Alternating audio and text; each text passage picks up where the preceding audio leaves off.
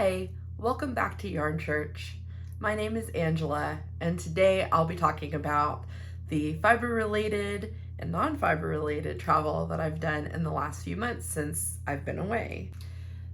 The first fiber festival I attended this summer was in June at Black Sheep Gathering. Black Sheep Gathering is kind of the last weekend in June, I believe, and it is held in the Linn County Fairgrounds in Albany, Oregon.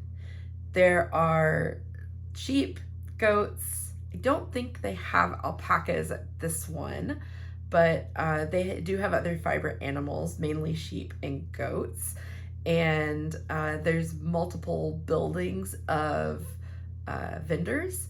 There's the main vendor area in Willamette building, I believe, and then there's a barn with the fiber animals, and there's also a fleece show. The highlight for me of Black Sheep Gathering was the Sheep to Shawl event, which was my first Sheep to Shawl competition with the team that I'm on for my guild, which is called A Sheep at the Wheel. And we actually won first place out of 5 teams. And we made a beautiful shawl. I think it was the best one we've ever made. And it was kind of a bonus that it won first place. This is my first ribbon at any fiber festival. And it's really made it really special. And we had a lot of fun together, which I think was the most important part. Having fun, making beautiful objects, spinning with my friends. The other thing that I always love about Black Sheep Gathering is the camaraderie and the social aspect.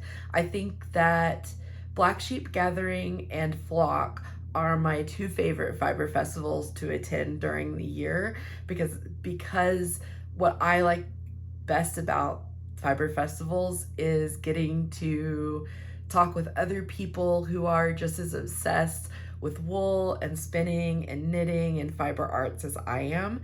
And I don't get a lot of opportunities to do that. And I feel like Flock and Black Sheep Gathering both draw in that crowd of super obsessed fiber people. And this year at Black Sheep Gathering is also where I bought the fleeces that I've purchased for the year. I purchased about 11 pounds of raw wool and from 2 fleeces. Both were in the same category, and I'll show you pieces of the fleece.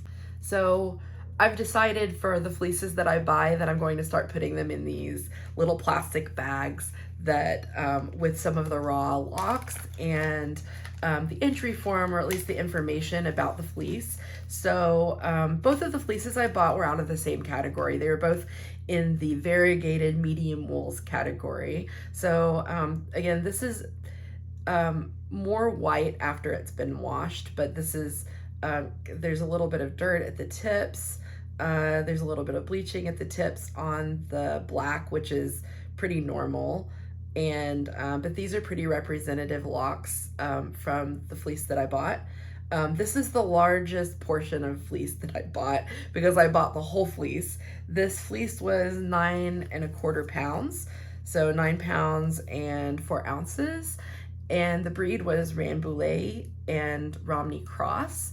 And this was from Anna Harvey, which from Harvey Farms, which I believe is a farm in Northern California. And they actually send fleeces to multiple fiber shows around at least the Pacific Northwest. I haven't been to fiber shows outside of that, but if you go to fleece shows in the Pacific Northwest, you should be able to pick up an Anna Harvey fleece. And I saw a lot of really good fleeces there from that farm, so I think I could recommend them. And then the other fleece that I bought was a 7-pound fleece, but I split it 3 ways with my friends Rosalie and Arlen, who are also on my Sheep to Shawl team. And for this one, I have the raw locks.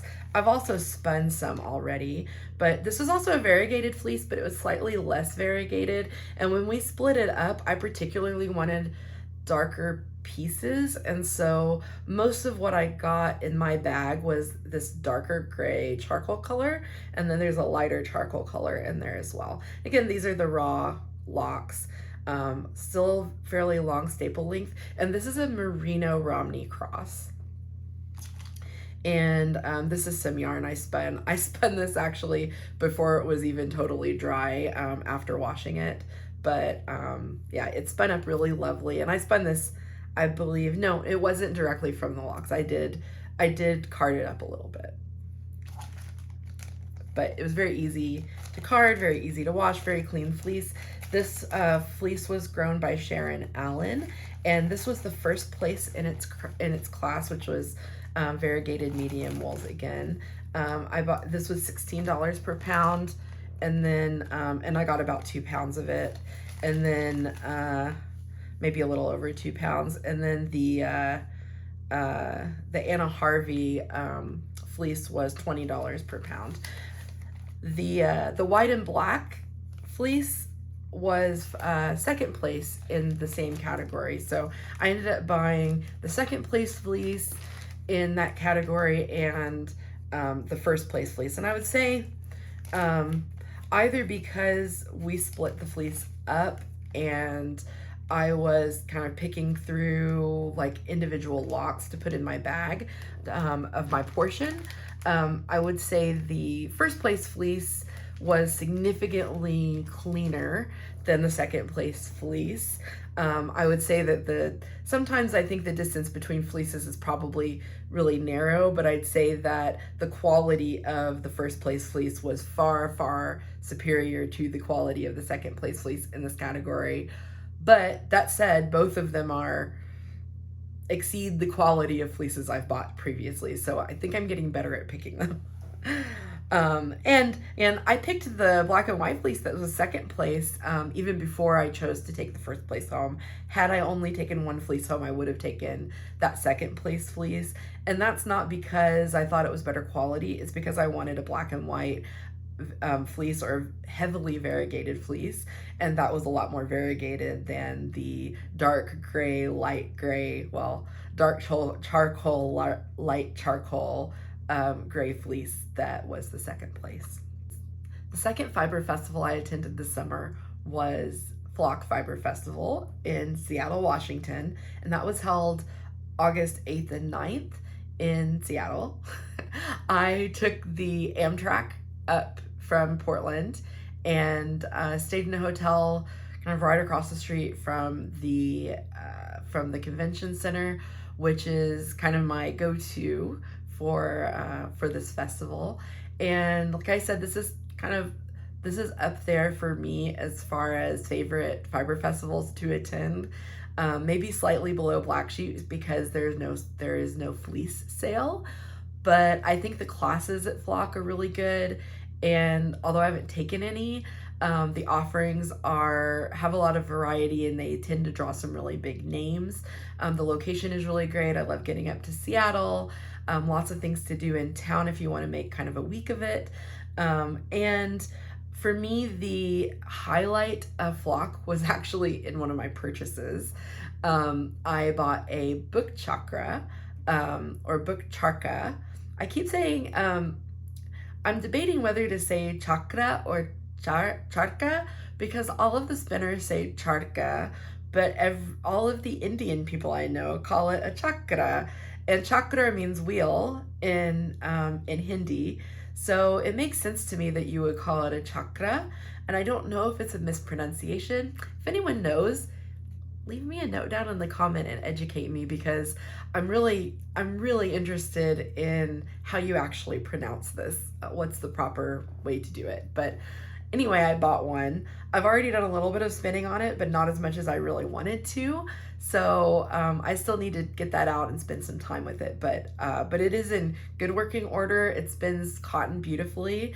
It is currently my favorite way to spin cotton, even above Tuckleys, which is really saying something because I love spinning on Tuckleys. The social aspect of Flock is way, way up there. The people who attend Flock are very passionate and very friendly. They have a whole area set aside for socializing, and especially on Sunday, people just kind of chill in that area and knit. And now, as the second day is a little bit more relaxed as far as shopping frenzy is over, people wanting to rush the doors and get the limited edition stuff have already gotten the stuff that they wanted to get. So Sunday is more for visiting a few of the shops that you may not have gotten to on Saturday, but mainly for socializing, I think. And I did meet up with a few people at Flock in the morning. My roommate from Canmore was there, and we got to chat for a little while. Unfortunately, my train left pretty early in the afternoon, and I needed to leave before I got to meet up with all of the people I really wanted to meet up with on Sunday. One of those people was Becky from A Good Enough Girl here on YouTube and on Instagram. I also met her in Canmore and in February this year, and hopefully I'll get to meet up with her at Sacred Sheep. If not, I think we're both going to Canmore again this year.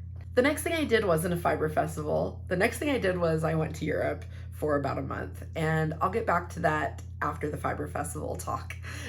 So the next fiber festival was right after I got back from Europe. The first weekend in October, I drove down with several of my teammates and friends from my Sheep to Shawl team to attend Lambtown, which is held in Dixon, California.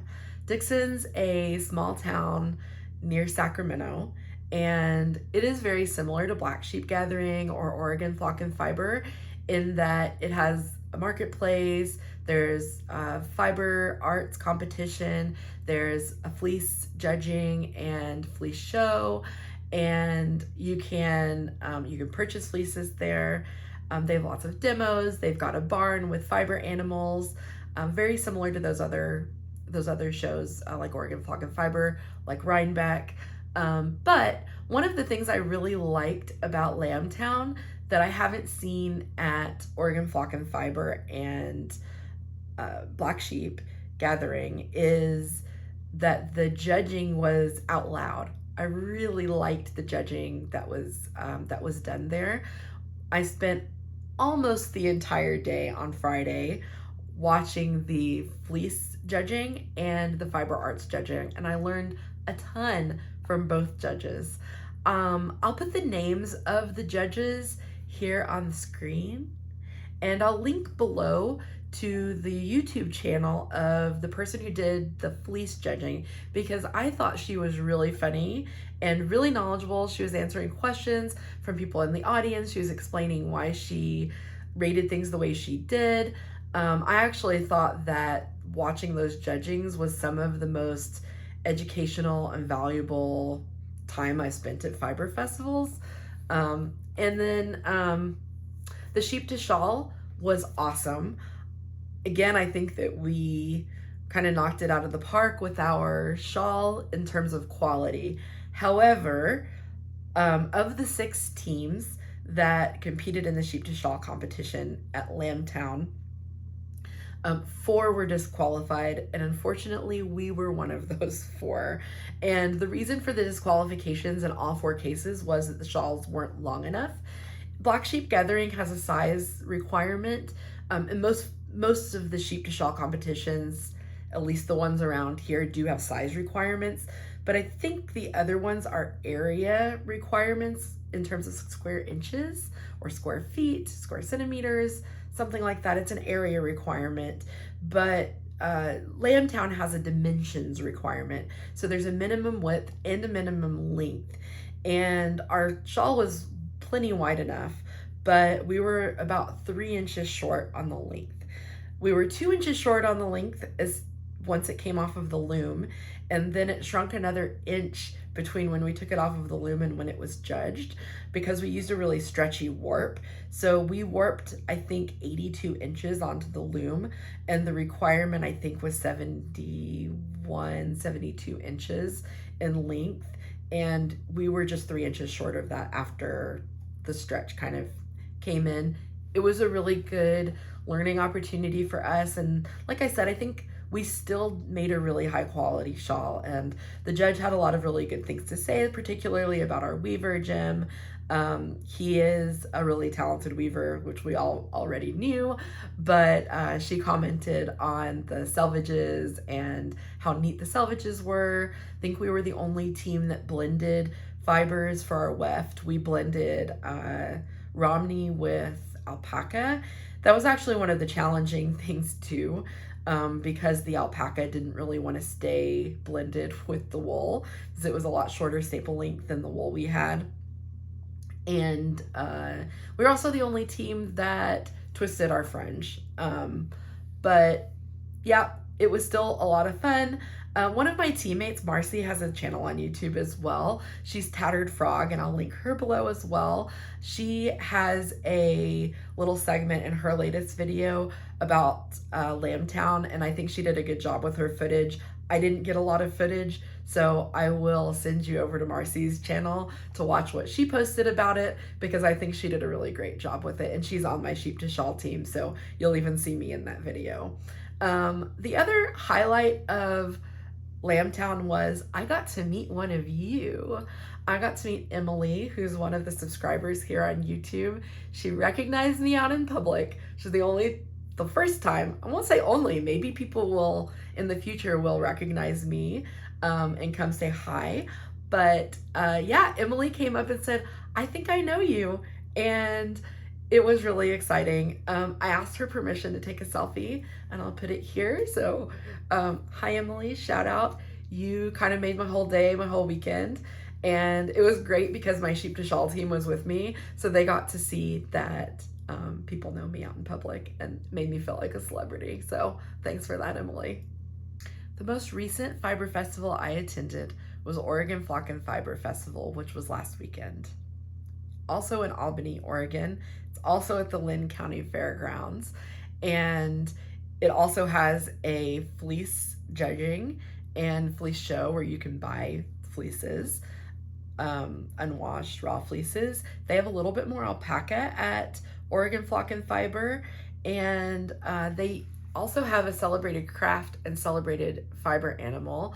This year's celebrated fiber animal was Angora bunnies. So this year they had a barn with Angora bunnies, and you could buy Angora bunnies. I did not, because I'm a cat. And the cat may not agree with the Angora bunny, and I don't know that I need another animal to take care of here. But yeah, if you wanted to buy an Angora bunny, or if you wanted to buy Angora fiber, which I did, that was a good place to do it this year. But still, the highlight was not the shopping that I got done, which I did a little bit, but the highlight actually was getting to spin in the Sheep to Shawl demonstration, which was our last one of the year. And it was really just a really relaxed and fun demo, because it wasn't a competition. It was just our team there, and we got to talk to the people coming by. Usually during a competition, only the ambassador gets to talk to the public, but during demos, people spinning, people plying, especially the carter, the person operating the drum carter, usually they get to talk to people. And I was the plier, although I did a little bit of carding and spinning during the demo, because it was a demo, there weren't really rules. And we took a long lunch break. We still, I think, finished the shawl in about 5 hours, with there was no time limit, and we were very relaxed, but we still finished pretty early, or pretty quickly, I should say. And yeah. And then the other highlight was on Sunday, I came back to the booth just to spin and chit chat with other guild members. And our guild was right by the back. Our guild booth was right by the back doors. So a lot of people stopped by to ask us questions about where to buy things. And towards the end, someone came by. Actually, there were a couple of people who came by that I helped. One person asked for help doing a cast on. They hadn't done a cast on for knitting for a while, and so I taught them how to do, or I guess re-taught them how to do a long tail cast on. And then then someone came with the same spinning wheel that I have, which is a Majacraft Rose, and said, "Oh, I don't know how to use this." And I thought she wanted help specifically with the Majacraft Rose, but actually she wanted help learning to spin. So I actually got to teach someone how to spin. She also had a really had a really fast whirl or a fast pulley on her rows. And as a beginner, I can't imagine learning to spin with a fast pulley on a rose because it's a fast spinning wheel anyway. So she had the slow pulley. And I always have my full spinning wheel toolkit with me whenever I go to sheep to shawl events, because I have this record of my spinning wheel having some piece of it get loose or fall apart during a sheep to shawl event. So I always carry my full toolkit, enough tools to completely disassemble and reassemble my wheel. So I was able to swap out her pulley for her to the slow pulley, and she went from, not really being able to draft to getting a relatively stable yarn out of her spinning wheel. And it looked like she was past the point of being frustrated and into the point of enjoying the spin, which is the most important piece of spinning. So if you want to know what my favorite fiber festival is, I think it's Black Sheep Gathering and Flock Fiber Festivals a close second. And that, again, is because of the social aspect. Both have really good social vibes. The Black Sheep Gathering has fleeces, so I think it edges out Flock just a little bit. But those were my two favorites, although I definitely would go back to Lambtown. The social aspect of Lambtown was very good in terms of whenever I did run into people, they were good at chatting and everyone was very friendly, but there wasn't really an area to just sit and spin or sit and knit like some of the other festivals. So that was one of the things that I think would make me like it better. They did have a little picnic area, but it was mostly people eating and there wasn't a ton of seating, so it didn't feel like a place that you could just kind of settle in and stay all day like you could at Flock or at Black Sheep Gathering. Okay, so on to the travel section. I spent pretty much the whole month of September traveling through Europe. I went to Italy, Greece, Croatia, and Montenegro. I spent the first couple of weeks in Italy. The first day I was by myself. The next 10 days I was with my family, which was my mom, my dad, my brother, my cousin, and my cousin's fiance. And we did a 10-day guided tour through Perillo Tours through the heart of Italy. The name of the tour is called the Heart of Italy, and it covered Rome and Assisi and the surrounding areas. I think from Assisi we also went to Perugia, Gubbio, and Todi, and then we stopped in Siena, and then we ended in Florence, and we spent 2 days in Florence. And the highlights of those 10 days, there were so many things I loved about those 10 days, but the highlights were going to some yarn shops. I went to a yarn shop with my dad in Rome. We went to Caffè Lan in Rome. It was in the San Giovanni area district, and it was my dad's first time on mass transit, on a subway, and we took the subway there. So that was a little adventure, and I just really appreciated that my dad wanted to go with me on the little adventure because he's not into yarn, but I don't know, it just meant a lot that he was willing to kind of go out with me to go look for yarn. And then I ran into a yarn shop kind of organically in Siena. We were doing the tour, and I of course was knitting on the bus the whole time. We were going anywhere. I brought my knitting with me to breakfast. I brought spindles with me. But because I've been knitting this whole time, I actually didn't even see the yarn shop in Siena, but everyone else on the tour was like, Angela, look at the yarn shop. So naturally, when we got a lunch break, after I was finished eating lunch, I ran to the yarn shop and bought 2 balls of cashmere yarn. So I only bought 3 balls of yarn during this portion of the tour. I bought, and all 3 were cashmere. 2 were 100% cashmere in DK weight, and 1 was a cashmere silk in lace weight. And I will figure out what to do with them. I think I'm going to probably make a Sophie scarf out of the DK weight and probably a one skein shawl from Joji Locatelli. Probably the Pluma Morada shawl, because I've already made one of those on this trip, and I wouldn't mind having another one in the color that I bought. Some of the other things that I think were highlights were seeing a lot of inspiring artwork. I took a lot of pictures of artwork and motifs that I'd really like to incorporate in my knitting and in my art. I was very inspired in general to be more creative in my knitting, in my spinning, and hopefully this trip will feed my creative spirit for a little while. The next leg was kind of an intermediate leg where my brother and I went by ourselves to Brescia, which is in the Lombardy region of Italy. And the reason we went there is because my ancestors came from Brescia, and there's a church in Brescia that my ancestors, I believe it was my ancestors, it was people with my last name, which is relatively unusual even in Italy, and they funded the expansion of a church in Brescia, and we went to visit that church, which was a shockingly beautiful church for like being relatively small. It was still really beautiful inside and out, and took lots of pictures there so I could remember it. My brother and I took postcards and lit a candle inside and made a small donation to kind of as a thank you for the postcards that we took for people. And then the other thing I think that I took away from this trip is that of, you know, the super touristy areas that you think like, oh, you know, Assisi and Rome and Florence and like the big name places.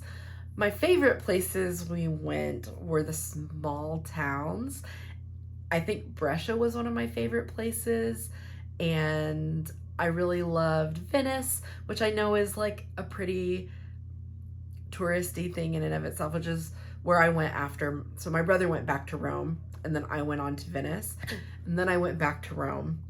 And during this kind of big Italy portion of my trip, yeah, that's when I learned small towns are my favorite. I think Perugia, Gubbio were my two favorite cities that we visited, and they're really fairly small towns, not a lot of touristy things to do, but you could tell the people really lived there. Same thing with Brescia.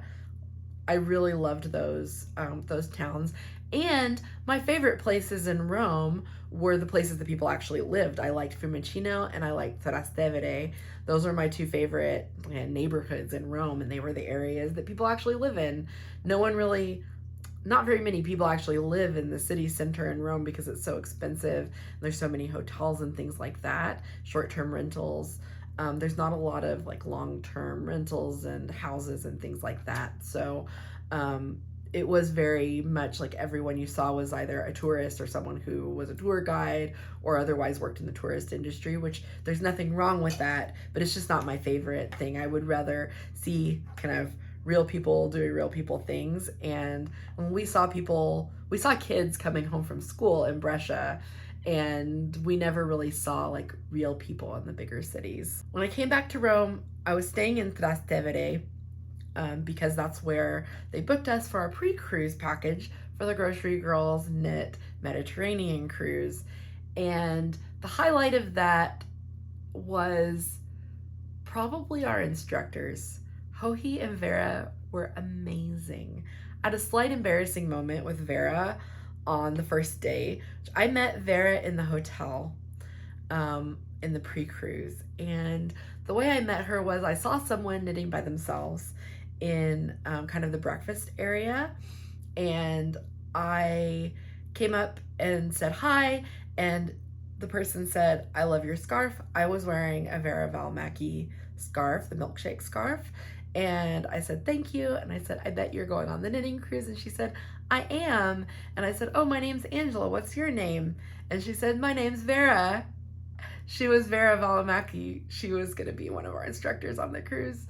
And I was wearing her design. And of course, that's why she said, "Oh, I like your scarf." Ah. But she was very gracious about it. Luckily, she doesn't have a huge ego, and she actually thought it was really funny that I introduced myself wearing her design, not knowing who she was by her face.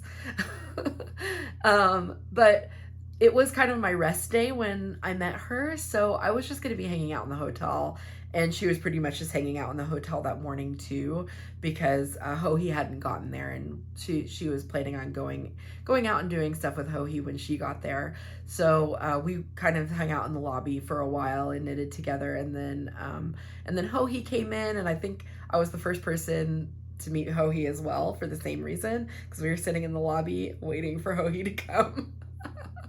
So it was a pretty interesting experience. And then, those two, I had signed up for excursions through the cruise, but Vera and Hohi didn't do any excursions, I don't think, with the cruise, but they kind of designed their own excursions every day and invited people from the cruise to go with them. So I think if you ever go on a cruise or anything with Vera and Hohi, I would recommend not doing the cruise excursions unless there's one that you really, really want to go on, because they're very inclusive and they invited all of us to go with them.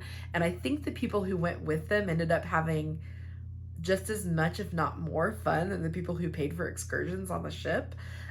So I think if I were to do it all over again, I probably wouldn't have done the ship excursions, but I would have done excursions with Hohi and Vera. Some of the other highlights were just the people. I met what I think will maybe be lifelong friends on the cruise. I almost don't want to name names because I'm afraid I'm going to leave someone out.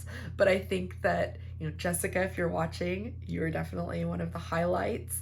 Melita and Jade, and seeing Nicole again, who is another friend from Canmore. She was on the cruise and got to reunite with them. And of course, seeing Joji and Tracy again, it's always a highlight. They are bright and shiny people, even in real life, just as much as they are on their YouTube channel. It's just like watching their YouTube. They're enthusiastic about everything, and they're genuinely curious about you and what you're into. And Joji asked me a lot of questions about my spinning, because I was spinning on my spindle a lot of the time on the cruise. When I got to more difficult sections of the shawl I was knitting, so I was working on my Pluma Morada most of the time on the cruise. When I was not in a brain space to be working on a lace pattern, I was spinning, and got to talk about spinning and kind of what you might consider if you're dyeing fiber for spinning versus dyeing yarn with Joji. And we took an intarsia class with Vera that was very good, even though I've already done some intarsia before the cruise. And then and I got to help people in the intarsia class because I love teaching people. So it's always a highlight when I get to teach someone something. Maybe not teach them something, but I got to help people. And I really love helping people and seeing them kind of turn from being confused to understanding. It's one of my favorite things. And combine that with fiber arts, and it's just, it's perfect. Other than fiber festivals and travel, some of the other things that have kept me away were maybe a little bit less fun. One thing you may have noticed during this video is my background is different. I moved houses. So I moved from Hillsboro, Oregon to Portland proper. And I now live in a house in Portland, in Southeast Portland. Dare I say, I live in Selwood with my boyfriend now. And I have a craft room, which I love. This room's a little bit smaller than the room I was using as my craft room in my apartment in Hillsboro, but it has 2 windows and the view is a lot better.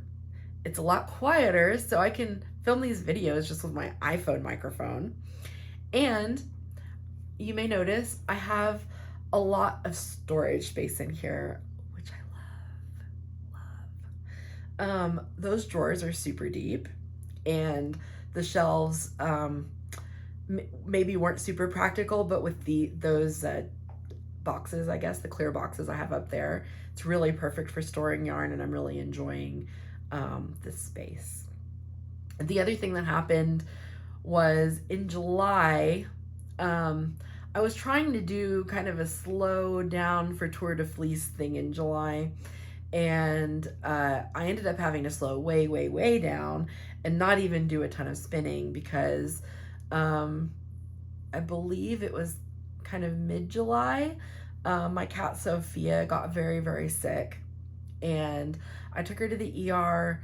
She was in the hospital for 5 days, and when I brought her home, it was on hospice care, and she ended up a few days later, after I brought her home, she ended up passing from kidney failure. I got a local vet. If you're in the Portland area and you've had a pet pass away, you probably already know about compassionate care. It's a veterinary service that's pretty much just for euthanasia and cremation, and they come to your house and do the euthanasia in your home, and they give you a lot of control over how it happens, and it really helped me to grieve in the moment. And the vet that came was actually very compassionate, and at the ER they were saying, well, you have lots of options and here's all the things you can do and it's all your decision. But the vet who came for the euthanasia was just really real with me and talked to me through kind of, here's what it will look like if you go through with treatments versus here's what it's like to go through the euthanasia process. And she told me, like, hey, at this point, like, euthanasia is the kind thing to do. And that's really what I needed to hear, because I felt so much guilt over choosing euthanasia, even though I think I knew kind of in my heart that Sophia did not deserve to suffer anymore.